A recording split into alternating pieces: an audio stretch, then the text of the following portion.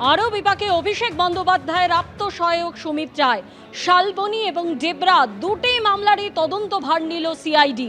আর এই দুটি মামলাতেই দুটি থানায় অভিযোগ দায়ের করা হয়, সেই মামলারই তদন্ত ভার নিল সিআইডি।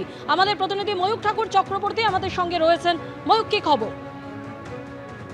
দেখো, দুটো থানা পশ্চিম মেদিনীপুর জেলা পুলিশের আন্ডারে, একটা ডেবরা পুলিশ স্টেশন আর একটা শালবনী পুলিশ স্টেশন। এই দুটোতেই অভিষেক বন্দ্যোপাধ্যায়ের আত্মসহায়ক সুমিত রায় তার এগেন্স্টে এফআইআর রেজিস্টার্ড হয়।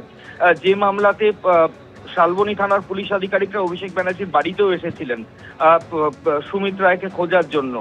এবার যেটা জানা যাচ্ছে যে এই দুটো মামলা যে দুটো থানায় রেজিস্টার্ড ছিল, অর্থাৎ শালবনী এবং ডেবরা, সেখান থেকে ট্রান্সফার হয়ে রাজ্য পুলিশের গোয়েন্দা দপ্তর সিআইডি সেখানে ট্রান্সফার হয়েছে।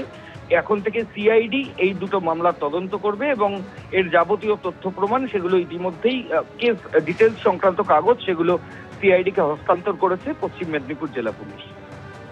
ধন্যবাদ ময়ূক।